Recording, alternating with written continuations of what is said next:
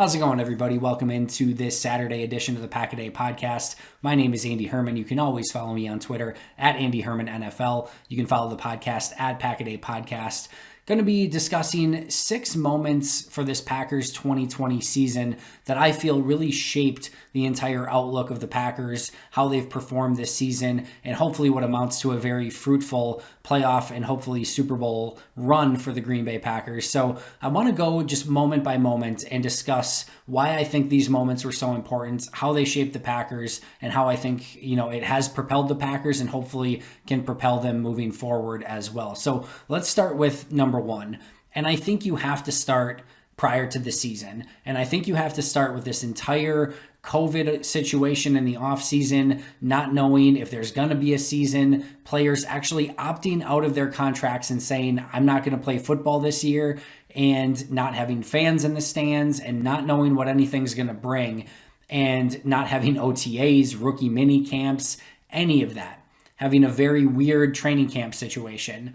And I think, first of all, that Matt LaFleur and this Packers team were set up so incredibly well in hindsight for this situation. Matt LaFleur has always been a step ahead of the game, even going back to 2019 with some of the classroom learning and some of the outside of the box thinking that he's done to kind of motivate and get his players on the same page and teach them in different ways. I think the Zoom opportunities, presented an opportunity for a very inventive and creative coaching staff to take advantage of that situation and have their team performing at a high level. And I think Matt LaFleur was one of, if not the perfect person to guide the Packers through an offseason where it was mostly done virtually and via Zoom and things like that. And I think you don't need to look any further than the fact that Aaron Rodgers and Matt LaFleur and Luke Getsy and that entire offensive coaching staff and quarterback group really came together in this offseason and found a way to get this system running exactly how they envisioned it.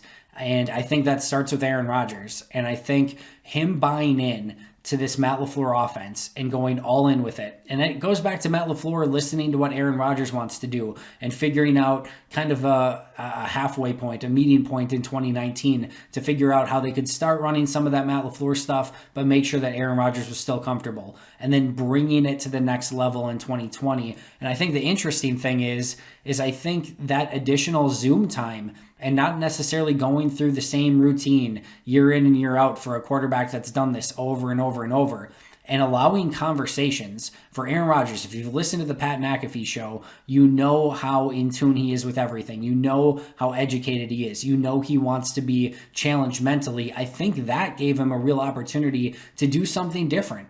And I think that actually really helped this Packers team. And it goes back to Matt LaFleur and figuring out ways to, really creatively teach his team. And I think it really goes to Aaron Rodgers and buying in. So I actually think that there's a strong argument to be made that entire situation was really beneficial for the Green Bay Packers because it allowed this offense to really learn and educate themselves fully on the Matt LaFleur system. And so that when they came into training camp and started to kind of roll things out, they were ready and they were firing on all cylinders, even without a rookie mini camp, even without mini camps and OTAs and things like that. So a ton of credit goes to Matt LaFleur and his coaching staff, Nathaniel Hackett, offensive coordinator, and of course Aaron Rodgers for figuring out all the nuances of the offense and figuring out how they were going to make it work in 2020. They did a wonderful job of it. It's been clicking on all cylinders. They're the second highest rated scoring offense in all of football. They're breaking records seemingly every week in some capacity. So it really worked out well. And I think it really starts there. The second one that I want to go over is that opening win against the Minnesota Vikings. And a couple things. First of all, a 43-point performance against a Vikings defense that the Packers have struggled with at times, that Aaron Rodgers hasn't always had success against. Rodgers was effusive in his praise of Mike Zimmer and how their defense plays year in and year out. And in hindsight now, especially just seeing what happened with the Vikings and Saints on Christmas Day, maybe that defense wasn't quite as good as maybe people thought. But I think when you go into a season and aren't sure what to expect, and then you go out and you put a 43-point performance against a defense that everyone thought, very highly of at the time, even if they were missing, Daniil Hunter, and even if they did change out their cornerbacks and defensive backs and replaced a lot of good players with rookies, I still think there was a lot of reverence for that Mike Zimmer defense going into that game. And I think when you can have the buy-in from the players after a 43-point performance in Minnesota on the road in week 1, and everyone's been pointing out as the Vikings were eliminated from playoff contention that a ton of people were expecting the Vikings to win the division this season. So to go into Minnesota week 1, hang a 43 burger on them, and come out with a win, I think that just sets you up for the rest of the season. I think the offense really took away a lot from that game. I think that gave them a ton of confidence and really a play in that game as well. That Jair Alexander safety, just such a huge play.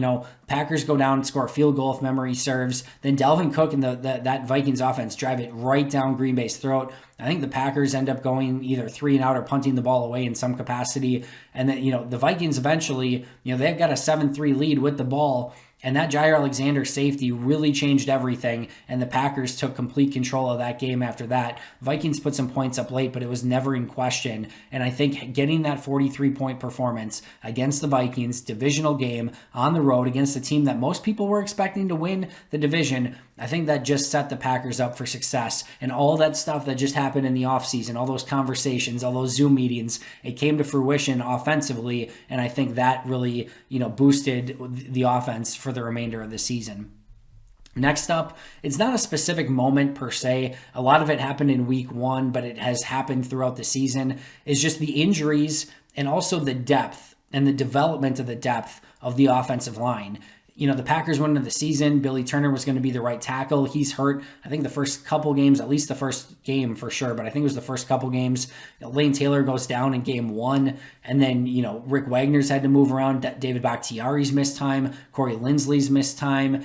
So there have been quite a few injuries along this offensive line where there have been 7, even 8 offensive linemen that have made appearances in a single game at times. And going into this season, there was real question as to whether or not Green Bay had a full 5-member offensive line that they could rely on. It turns out it seems like there was 8 people that they could actually trust.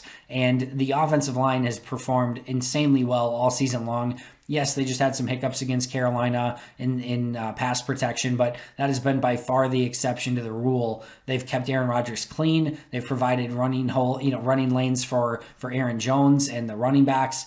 I just think they deserve a lot of credit. I think the offensive line, coaches, Adam Stenovich and Luke Butkus deserve a ton of credit as well for developing the depth along that offensive line, and really give credit to Brian Gutekunst for signing a Rick Wagner, even when maybe Billy Turner could hold down that right tackle position, for bringing back Lane Taylor and figuring out, a team-friendly deal. And I know he ended up getting hurt week 1, but it just served an overall purpose of great depth along the offensive line, and I think that's really been a huge key to this season.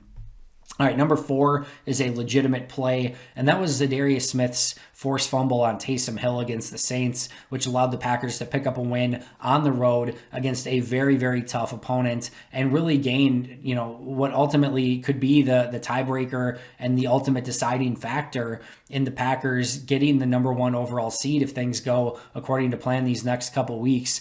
That is a huge win for Green Bay. And in a season where you don't have a ton of really tough opponents, if they're at this point right now and they lose that Saints game, everyone's just going to be talking about how the 3 teams that they lost, or, the 3 playoff caliber teams that they played, Tampa Bay, New Orleans, and Indianapolis, everyone would just be saying, hey, listen, they played 3 playoff teams all year and they lost all 3 of them. And had it not been for that fumble, the forced fumble by Zadarius Smith on Taysom Hill, that very well may have been the case. So I think picking up that win against New Orleans, again, could set them up for home field advantage throughout the playoffs. I think it just gives them additional confidence. It kind of nips that narrative in the bud a little bit about, they can't beat playoff teams. That's still a very, very big win against New Orleans, and a huge part of that was Zadarius Smith's forced fumble. All right, next up is a 6-catch, 98-yard, 3-touchdown performance by Robert Tonyan against the Atlanta Falcons. I think this is where we went from Robert Tonyan to Robert Tonyan. I think that's where he finally felt confident enough to tell us his real last name, or at least how you pronounce it. But what you're always looking for in a season is guys to make a jump and really show you that they are capable of becoming a legitimate player within your offense or defense. And when you have a guy take a legitimate jump and back it up week by week, that is a huge, huge win. And Robert Tonyan did that in his week, 5 performance against the Atlanta Falcons, week 6, I think. 6 catches, 98 yards, 3 touchdowns. A couple of those were a little bit fluky, but that was sort of the breakout game. And he's had a very consistent season. And it's been a really big breakout year to the point where he should have been a Pro Bowl tight end, 10 touchdowns on the year. He's been consistent all year long. Has he been great as a blocker? No. Has he been serviceable as a blocker? Mostly. I think he just took a really big step, and I think that was sort of the coming out party. And I think that's where everyone started to gain just a little bit more trust, a little bit more faith in Robert Tonyan. And I think his presence and his step up from last year to this year in that tight end room has been a huge key to the Packers this year. And then last but not least, MVS's fumble against the Colts. Now, obviously, this wasn't a great play. However, I think that just the team rallying around MVS and, picking him up. And I also think with them losing that game, how Matt LaFleur and Aaron Rodgers responded in that situation was key as I was kind of looking back at things, because that game, the week before, they had barely beat the Jaguars, and you listened to the post-game press conference, and it sounded like the Packers lost by like 30. They lose to the Colts on a really tough fumble by MVS. Everyone's got MVS's back.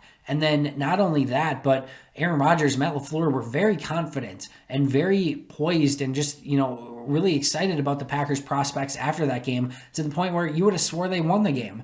And I just think those little things are really important and maybe a huge key why the Packers haven't lost 2 games in a row yet under Matt LaFleur. I just think you have this really strong atmosphere in Green Bay. They know when to pick their teammates up. They know when to maybe give them a little tougher time, even in a win that wasn't as impressive against the Jacksonville Jaguars. But it is massively impressive that they have yet to lose 2 games in a row in the Matt LaFleur era. And I just think the way that entire team responded after that loss, which is a very tough loss, in overtime against the Colts on the road, they pick it right back up, and they haven't lost a game since then. And I think their ability to overcome those type of situations over the last couple of years with Matt LaFleur has been huge, because that's how things start to spiral out of control, when 1 loss turns into 2 losses, 2 losses turn into 4 losses, and so on and so forth. That can happen quickly. Those things can spiral out of control. That has not been the case. And I think just how that entire team responded, how they picked up MVS, how they bounced back the week after and the remainder of the season after that, I think is a huge testament to just the type of character that this Packers team has. So those are my 6 moments, the offseason and COVID, and how the Packers responded to that and their creativity in the offseason. The safety by Jair Alexander and the 43-point performance against Minnesota week 1, the depth and the development of the depth of the offensive line, the forced fumble by Zadarius Smith against the Saints, Robert Tonyan, 6 catches, 98 yards, and 3 touchdowns against Atlanta, and how the Packers responded to that loss and fumble by MVS against the Colts. Those are the 6 key moments for me so far this season. I have a hunch that they're going to have a few more key moments still through the remainder of this year. Hopefully those are positive defining moments and can really get the Packers to a Super Bowl and hopefully bringing home another Lombardi trophy. We shall see. Thanks so much for joining me today. Make sure to check out the audio podcast wherever you get your favorite podcasts. I'll be right back here tomorrow, as always, breaking down Packers-Titans, as well as going over my 3 keys to the game and an injury update as well. But until next time, and as always, go Pack Go.